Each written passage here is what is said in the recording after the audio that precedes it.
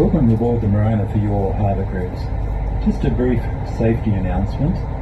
Now please be aware that there are life jackets in the marked compartments at the front of the vessel as well as upstairs, and in the event of an emergency please take direction from the crew. Thank you. Now this settlement of Port Arthur of course was a notorious prison, officially a secondary punishment station, a place where they incarcerated what were considered to be the most incorrigible or incurable criminals within this colony of Van Diemen's Land.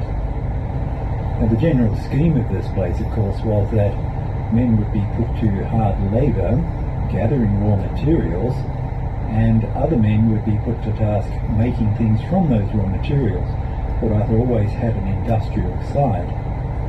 Now the most plentiful and most valuable raw material here was timber.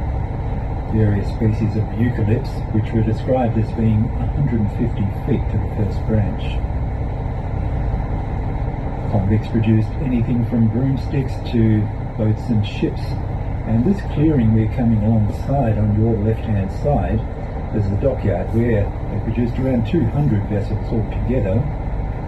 The majority of these were longboats or whale boats. Whaling was a major industry in this early colony of Van Diemen's Land, so you can imagine craft like that being in big demand, and ships would travel from all over the world to hunting these very fertile waters.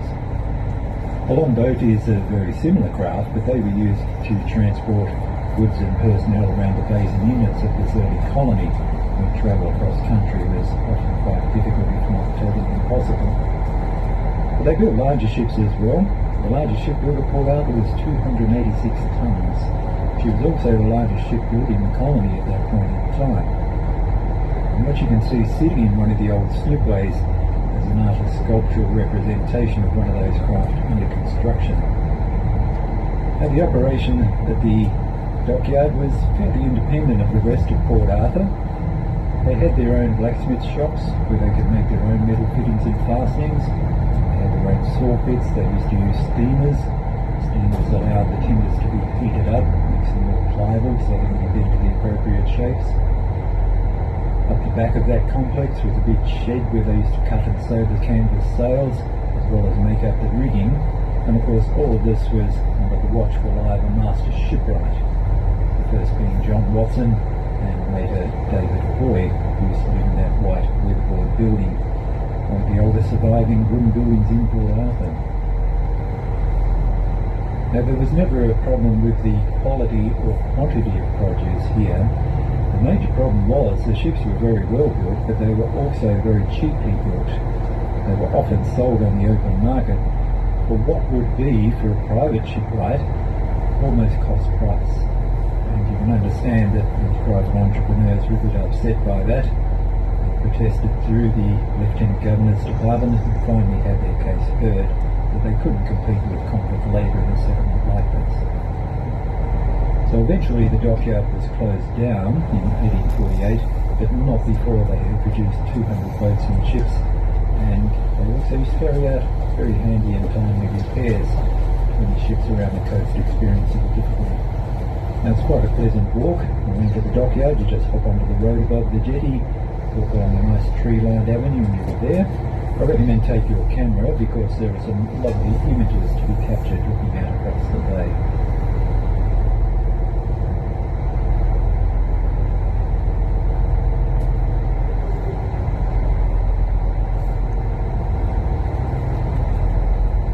The settlement you can see in front is called Carnarvon.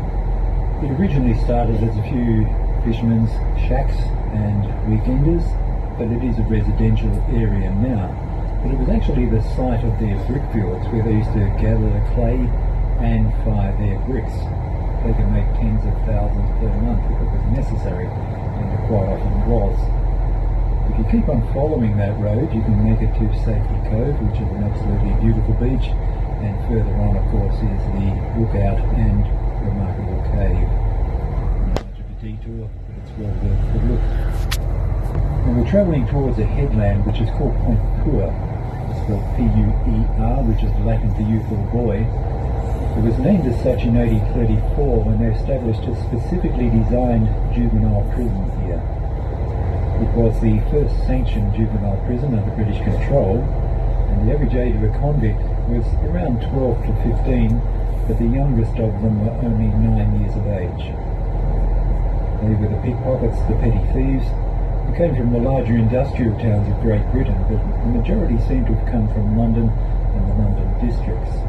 And they were the artful dodgers, but very much the real thing.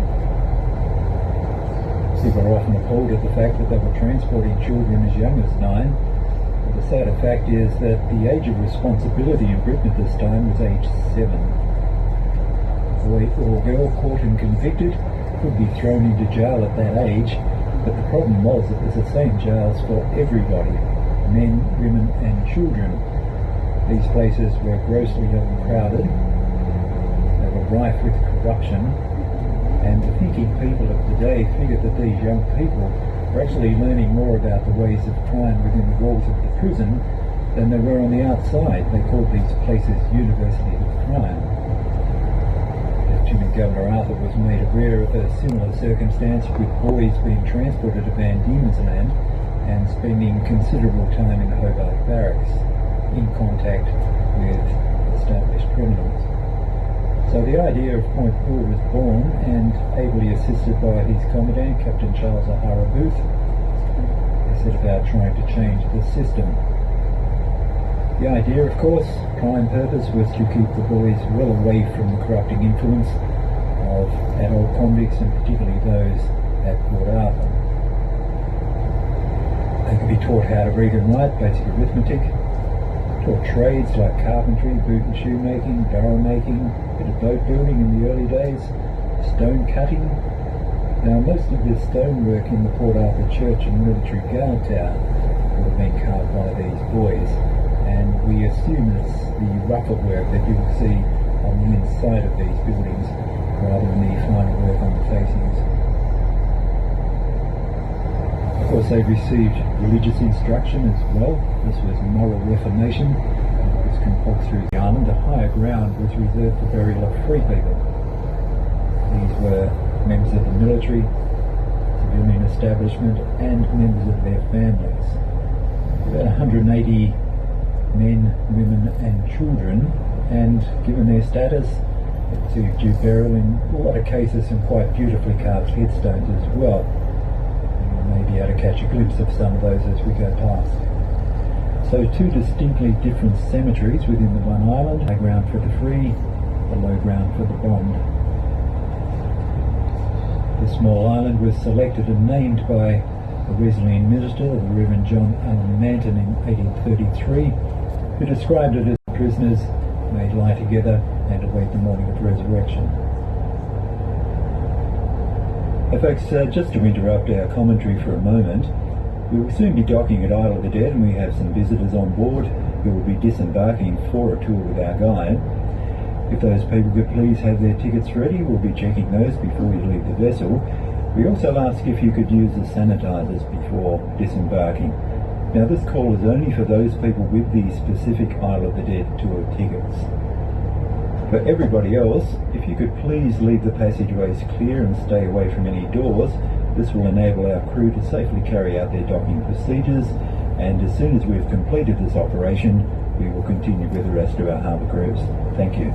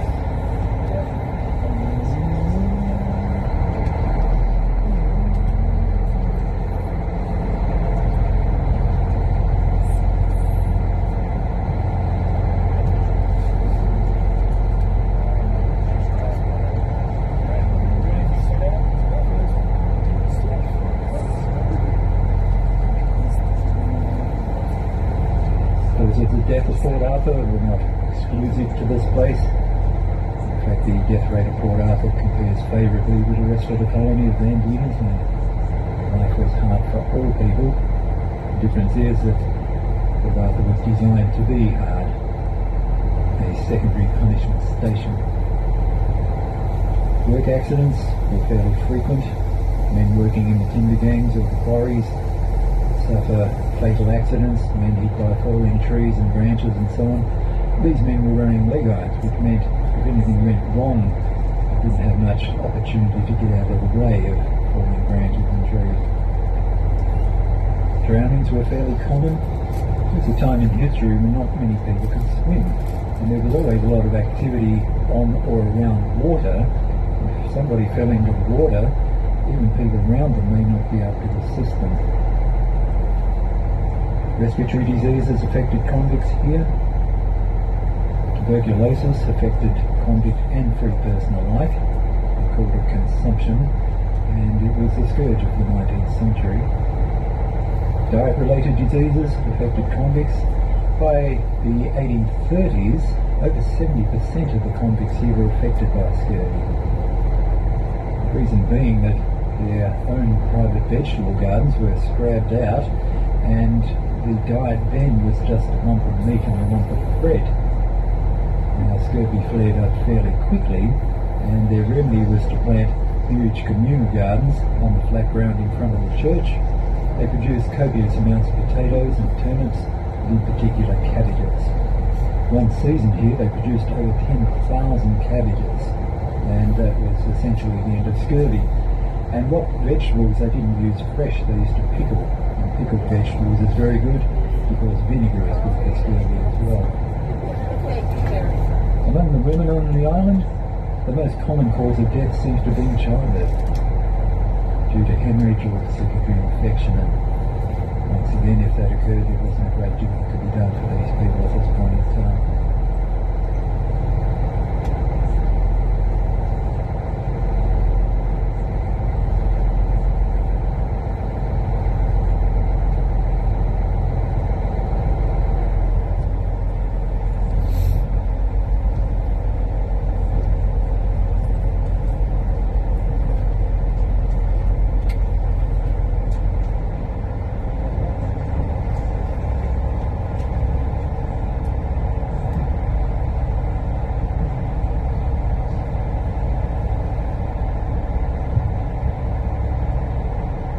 Now, travelling back towards the main settlement, of course, this harbour was very safe, very sheltered, and fine anchorage.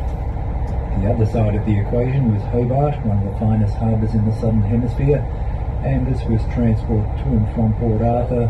It is 42 nautical miles from Hobart, and it can be completed in a number of hours, and for most of the year completed in daylight. This was without doubt the easiest of all of the secondary punishment stations to supply. So this harbour was also the front gate of the prison, the interface between Port Arthur and the rest of the world, the back gate of the prison being Eaglehawk Neck, with its military garrison and line of savage dogs. The whole of the peninsula was the actual jail. There's also a source of food. They used to catch fish, never to the extent that we would imagine. The problem would be no means of refrigeration, of course, but they used to keep them cool by putting them in wooden troughs and putting kelp over the top of them. They would have to use these fairly quickly. Also, on any given day, there would be traffic to and from around the harbour. The commandant might be travelling over to Point Poor on his duty, a doctor might be travelling over to Point Poor or another part of the settlement. You might see two longboats, one with the crew rowing, the other behind it being towed, and there would be a coffin in that. That was a burial party on its way to rile up the dead. Now we'll have you back on shore shortly, folks, and on behalf of crew and captain, I wish you an interesting and pleasant day. Thank you.